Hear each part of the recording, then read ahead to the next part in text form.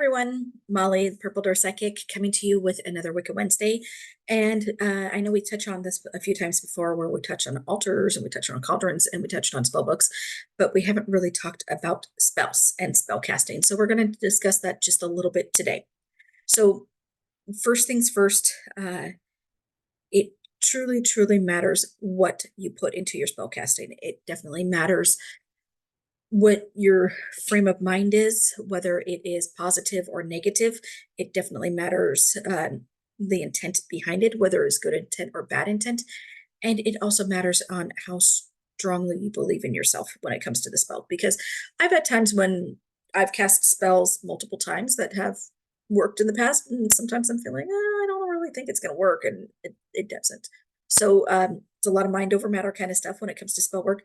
So getting into that. So spells are very, very personal to the witch who is casting them. And they are filled with a lot of the personality of the witch when you're casting them. So when you begin doing your spell work, you want to keep that in mind, because the intent behind it is the key factor behind everything when it comes to spell work. I mean, it's a key factor behind everything when it comes to being a witch, or everything in Wicca is that intent. So you want to make sure that you are doing this with the best of intents as possible, because we believe in harm none.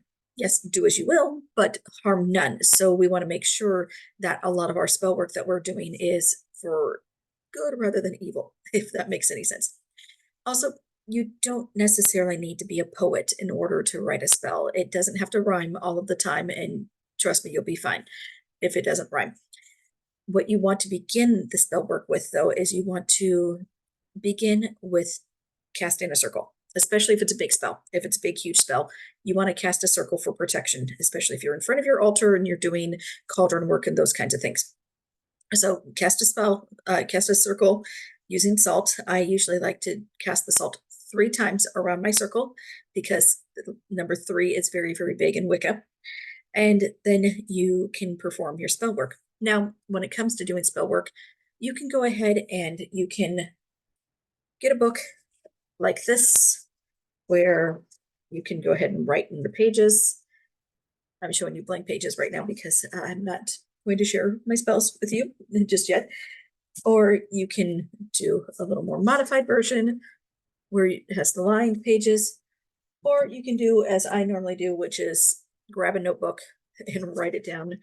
In fact, this one is filled with many, many spells, just because sometimes it's just easier for me to grab a pen and piece of paper, do it that way.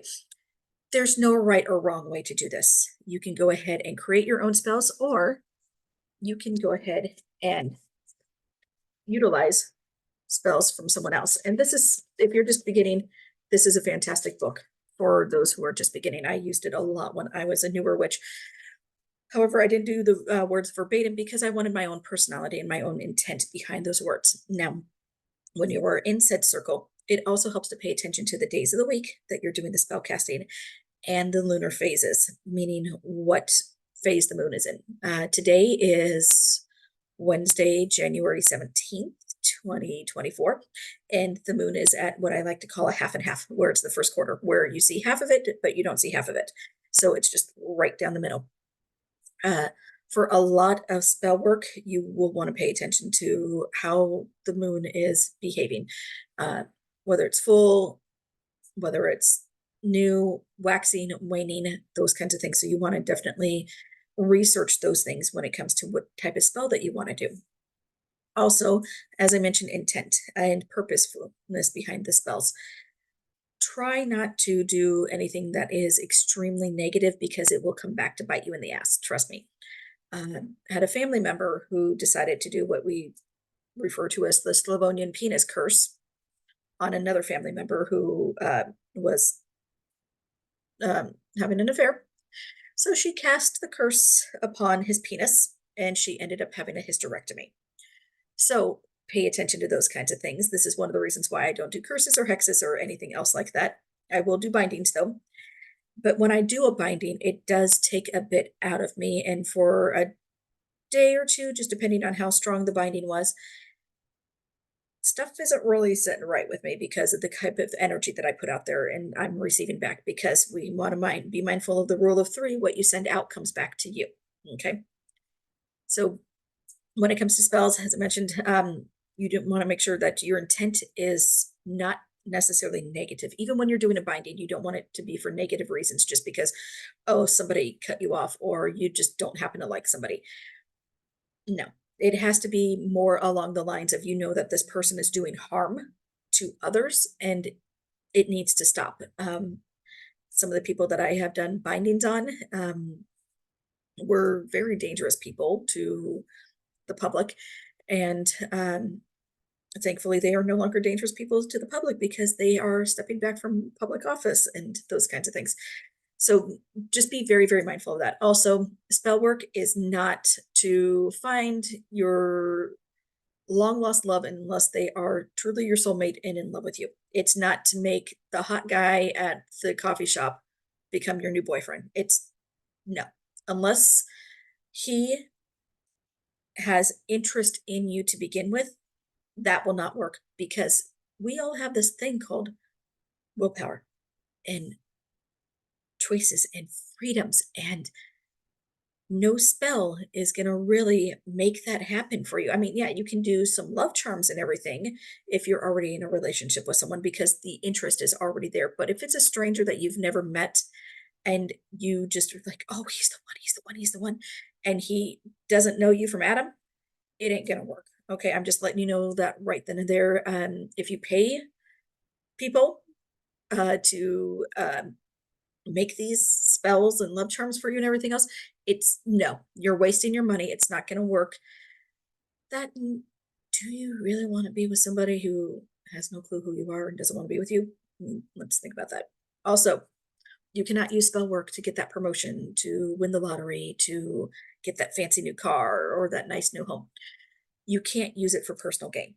It will literally come back to bite you in the ass if you try to force things like that, because these things are not necessarily meant to happen at this point in time. Granted, yes, we have free will, we have willpower, we have our choices, but yet fate likes to work in funny ways where, yes, you could cast a spell to get that promotion, but by you casting that spell to get that promotion, it may increase the hours in the job that you have, which may lead to relationship problems, which may lead to other problems. And in the end, rather than having that nice promotion and a nice happy family, you could end up being a divorced single parent and paying child support. So keep that in mind when you're doing some spell work, because you also need to have patience, because things will come to you in time. You just need to be patient with it. If you force it, the universe is going to mess with you.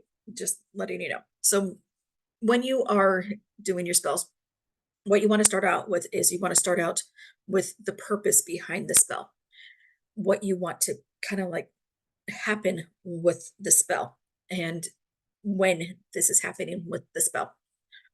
And then you want to go through and make sure that you also say what should be the results of what's happening with the spell and follow it up with a so mote it be. It's one of our big things with being witches and Wicca is so mote it be. It's kind of our way of saying amen, I guess would be the best way to put it. It's a way where we kind of like consecrate that spell and put it into action. So whenever we say anything, so mote it be, it's, you know, it's action. It's like I said, it's how Christians use amen, just so mote it be. So, and like I mentioned, it doesn't have to rhyme. It doesn't have to be a sonnet. It doesn't have to be an iambic pentameter. It doesn't have to be a haiku. It doesn't have to be a limerick. It doesn't have to be any of those things. It just has to have the intent behind it, the purposefulness behind it. Ending with so mote it be, you can do it in, especially if you're doing a spell that requires your altar and your cauldron and everything, you definitely want to cast that circle. And you want to make sure that everything in that circle is as pure as possible. When you are finished, you want to make sure that those tools are cleansed and your circle is closed. So actually close your circle before you cleanse your tools, but still, you want to close that circle. That way that energy that you put into that circle is not still up and running, because if it is, it's going to drain you. It's going to drain you super, super quick because you put your own energies into creating that circle. So you want to definitely close that circle so that you and those who are participating in the spell work with you are not being drained as that circle is up for protection. And then, like I said, go ahead and cleanse all of your altar tools, your cauldron, your athame, anything that you need to have cleansed, go ahead and have it cleansed. And then cleanse the room afterwards, especially if it's a big, huge, powerful spell. You want to make sure that all the energies are just dispersed and everything is just kosher as much as possible and hunky-dory. And it is just, it doesn't have residual energy left behind, because sometimes that residual energy will also drain you. But also pay attention to the kinds of spells that you're casting, because sometimes when I'm casting spells and I don't pay attention to my energy levels, it will wipe me out for a day or two. Some of my bigger spells, my bigger bindings, my bigger protection spells, my door closing spells, those kinds of things, I need to take a couple of days off work because I'm in bed just recharging as much as I possibly can. And I also definitely make sure to pay attention to what lunar cycle I'm doing them with, because depending on the lunar cycle, it also, depending on how the moon is, it will sap my energy as well. You will find this as you continue to do more and more spell work. But with that being said, if you have any questions at all, or you need any help with any of these things, or you just want to run a few things by me, you definitely can. purpledwarpsychic@gmail.com or purpledwarpsychic.com. You can also reach me on any of my socials if you want to. And yeah, just keep it as light and positive as you possibly can. If you need any help with it, there are fantastic books out there, but try to make the spells yours. Try to make sure that you have the right intent behind them. And also make sure that you are not doing this to harm anybody, because this is not what magic is about. It's not what spell casting is about. It's not to go out there and be like, oh, you're my enemy, so I'm going to turn you into a toad. Nope, it's not that. It is about making sure that the energies that are coming from you are positive and that you are able to do good with it rather than bad with it. I mean, granted, yes, sometimes there are times when we need to delve a little bit towards the dark, because the world is made up of light and dark, chaos and order. But if you do it too much to one side, it's going to make it a little bit darker, if that makes any sense, if you do too many dark spells. And also, no personal gain. Try not to harm anybody and have fun with it. All right. Bye. Blessed be.